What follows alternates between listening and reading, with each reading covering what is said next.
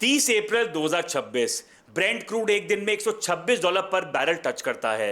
Iran war अपने peak पे होती है और स्ट्रेट ऑफ हॉर्मुज जहां से दुनिया का 20% क्रूड गुजरता है, लगभग 14 मिलियन बैरल्स पर डे का, वो फंस जाता है। और एनालिस्ट बोलते हैं कि क्रूड का प्राइस $150 तो पक्का है और शायद $200 भी क्रॉस कर सकता है। लेकिन फिर कुछ अजीब होता है, प्राइस बढ़ता नहीं बल्कि गिरता है।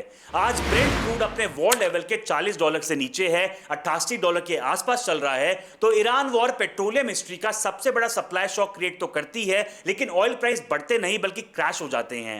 दोस्तों, ये कहानी पावर शिफ्ट की है, जहां एक तरफ है शेख्स जो पिछले 50 साल से तेल के बादशाह बने बैठे हैं और प्राइसेस को कंट्रोल कर रहे हैं, और दूसरी तरफ है चाइना। और आज इस वीडियो के एंड तक आप समझ जाओगे कि इस लड़ाई में असली विनर कौन है। तो चलो शुरू करते हैं।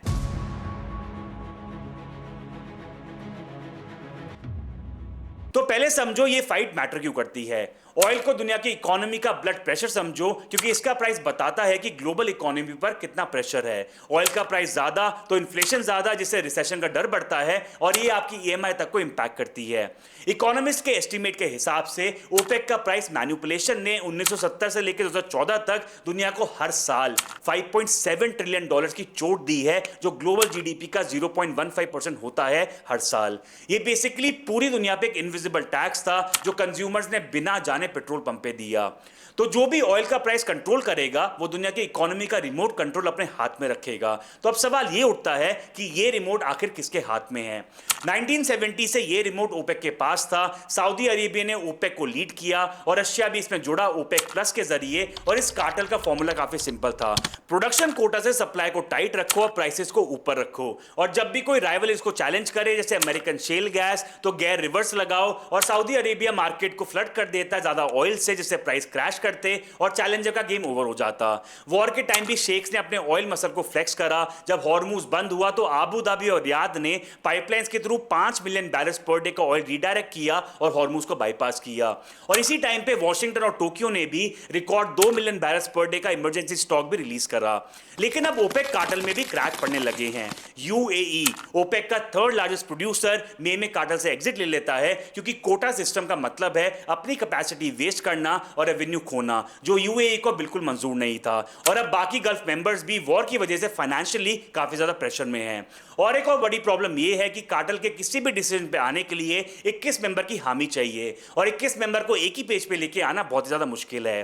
तो इस मुश्किल की घड़ी में एंट्री होती है एक चैलेंजर की, जो है चाइना, दुनिया का सबसे बड़ा ऑयल इंपोर्टर। चाइना फरवरी 2026 में 11.5 million barrels per day import कर रहा था। अब इकोनॉमिक्स 101 ये कहता है कि बायर्स कभी भी प्राइस कंट्रोल नहीं कर सकते, क्योंकि सेलर्स एक कार्टेल बना के डिसीजन ले सकते हैं, लेकिन बायर्स मिलियंस में बिखरे हुए हैं, जैसे कंपनीज हैं, कंज्यूमर्स हैं और कंट्रीज हैं, तो कोऑर्डिनेशन इंपॉसिबल होता है। लेकिन चाइना एक्सेप्शन है, ह्यूज, स्टैटिस्ट और सेंट्रली प्लान्ड। जहां ओपेक को 21 मेंबर्स का कंसेंसस चाहिए, उधर ही चाइना में एक आदमी का ऑर्डर काफी है, जो है जी जिनपिंग। और एक ऑयल ट्रेडिंग बॉस ने बोला है कि China is the new OPEC. और चाइना ने इस ईरान वॉर में ये प्रूफ कर दिया है 3 लेवर से। आओ एक एक करके देखते हैं। तो दोस्तों, लेवर नंबर 1 है स्टॉक पाइल्स। ये कहानी वॉर से पहले शुरू होती है। 2025-26 में ऑयल मार्केट में सुपर ग्लट का डर था, यानी ओवर सप्लाई का, जिससे प्राइसेस क्रैश कर जाते।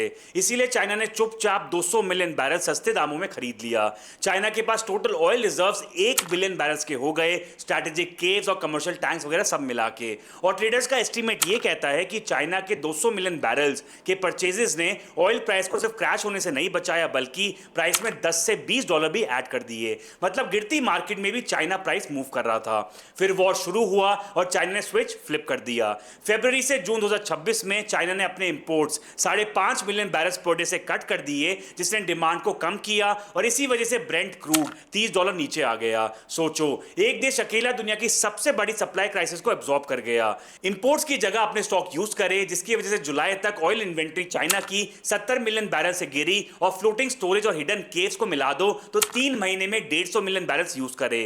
चाइना की स्ट्रैटेजी काफी सिंपल थी, buy low during glut and use during crisis. ये डेकेड का सबसे बड़ा ऑयल ट्रेड था, और ये किसी हेज फंड ने नहीं बल्कि गवर्नमेंट ने एग्जीक्यूट करके दिखाया। अब आते हैं लेवल नंबर 2 पे, जो है एक्सपोर्ट्स। चाइना वर्ल्ड का सेकंड लार्जेस्ट क्रूड रिफाइनर है और अपने एशियन नेबर्स का एक बड़ा फ्यूल सप्लायर। मार्च 2026 में गवर्नमेंट एक फरमान निकालती है कि नए एक्सपोर्ट कॉन्ट्रैक्ट्स को बंद करो और पुराने वालों को अनवाइंड करो। फरवरी से अप्रैल में रिफाइंड प्रोडक्ट एक्सपोर्ट आधे रह जाते हैं 4,30,000 बैरल्स पर डे पे। इसमें 1,80,000 barrels per day jet fuel था, जिसने रिफाइनर्स के 1.2 से 1.8 मिलियन बैरल्स पर डे का क्रूड भी सेव करा। रिफाइनर्स के एक्सपोर्ट मार्जिन की वाट तो लगी, लेकिन इससे इकोनॉमिस्ट ये लिखता है कि कम्युनिस्ट पार्टी ये हजम कर सकती है। तो अब आते हैं लेवल नंबर 3 पे, जो है अपने ही लोगों की क्रूड डिमांड कम करना। चाइना में फ्यूल प्राइसेस को बढ़ने दिया जाता है, जिसकी वजह से शहरों में लोगों ने ड्राइविंग छोड़ के metro, cycles, battery power taxis का इस्तेमाल किया। ट्रेन यूज करी डोमेस्टिक फ्लाइट्स की जगह, और लोकल अथॉरिटीज ने तो इंफ्रास्ट्रक्चर वर्क भी पोस्टपोन किया, जिससे डीजल की बचत हुई। जून में रिफाइनरीज ने 2.7 मिलियन बैरल्स पर डे कम क्रूड प्रोसेस किया, जिससे पेट्रोल प्रोडक्शन 14% से गिरा और डीजल और जेट फ्यूल 21% से गिरे। इंटरनेशनल एनर्जी एजेंसी का एस्टीमेट यह बताता है कि वॉर के पहले 2 महीने में चाइना ने 10% कम पेट्रोल और केरोसिन का इस्तेमाल किया। दोस्तों, चाइना का सबसे बड़ा सीक्रेट वेपन है उनके सालों का state backed investment in renewables and EVs. जो सबको क्लाइमेट पॉलिसी लगती थी, वो असल में जियोपॉलिटिकल शॉक एब्जॉर्बर निकली, जहां चाइना में आज हर 3 में से रफली 2 नई पैसेंजर कार्स इलेक्ट्रिक हैं या फिर हाइब्रिड हैं, and 41% electricity generation renewable sources के थ्रू होती है, जो कि एक मैसिव स्ट्रक्चरल शिफ्ट है। तो दोस्तों, अब वर्डिक्ट क्या है? शेख वर्सेस चाइना, कौन जीतेगा? तो पहले चाइना की वीकनेस देखते हैं। पहली वीकनेस है कि स्टॉक्स लिमिटेड हैं। वोटेक्सा की एमएलई के हिसाब से चाइना अपना स्टॉक यूज करना बस कुछ और महीने ही सस्टेन कर सकता है, और ओपेक थ्योरेटिकली सालों तक प्रोडक्शन कट कर सकते हैं, और China indefinitely 5.5 million barrels per day तक कम इंपोर्ट नहीं कर सकता। दूसरा है, चाइना की इकोनॉमी पे प्रेशर चल रहा है। Q2 2026 में चाइना की जीडीपी 4.3% से ग्रो करी, जो लेट 2022 के बाद का सबसे लो रेट था। हाँ, ये मोस्टली प्रॉपर्टी क्राइसिस की वजह से हुआ, ऑयल की वजह से नहीं, लेकिन इकोनॉमी पर प्रेशर जरूर है।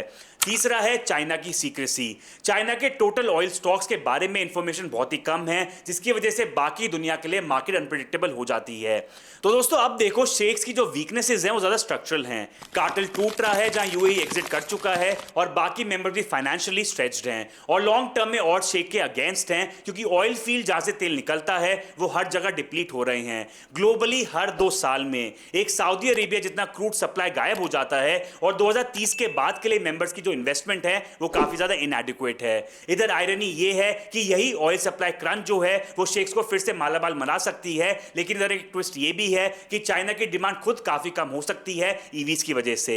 जिस कस्टमर पे आपकी सबसे ज्यादा पावर डिपेंड करती है, वही कस्टमर शायद आपसे लेना बंद कर दे। तो दोस्तों, मेरा वर्डिक्ट है कि शॉर्ट टर्म में क्राइसिस में चाइना जीता है क्लियरली। उसने सिंगल हैंडेडली दुनिया का सबसे बड़ा सप्लाई शॉक स्टेबलाइज करा, जो कार्टेल के डिवाइडेड लीडरशिप ड्रीम कर सकते थे, लेकिन स्ट्रक्चरली कोई परमानेंट किंग नहीं है। शेख्स की पावर सप्लाई पे थी, जो डिप्लीट हो रही है। चाइना की पावर डिमांड पे है, जो कुछ श्रिंक हो सकती है। अब इंडिया के लिए भी असली लेसन है। हम भी मैसिव ऑयल इंपोर्टर हैं, और हमने वॉर में देखा है कि प्राइस कौन बनाता है। और इकोनॉमिस्ट की एडवाइस इंपोर्टर्स के लिए क्लियर है, स्ट्रैटेजिक रिजर्व्स बढ़ाओ, सप्लाई सोर्सेज अपने डाइवर्सिफाई करो, और ऑयल कंजम्पशन ही कम करो, क्योंकि ऑटोक्रेटिक रेजीम पे डिपेंडेंसी से बचने का सिंपलेस्ट वे ये है कि इस काले पदार्थ की जरूरत कम हो। इंडिया का ईवी पुश, इथेनॉल ब्लेंडिंग और रिन्यूएबल्स, ये सब सिर्फ एनवायरनमेंट की बात नहीं है, ये नेशनल सिक्योरिटी है। तो नेक्स्ट टाइम पेट्रोल पंप पे आप प्राइस देखो तो याद रखना, वो नंबर याद में नहीं, अब बीजिंग में डिसाइड होता है, और कल शायद कहीं और हो। ऐसे मैक्रो ब्रेकडाउन रोज नहीं मिलते, तो फॉलो करो और कमेंट में जरूर बताओ आपके हिसाब से 2030 में ऑयल का किंग कौन होगा। तब तक के लिए stay informed, stay smart. Thank you.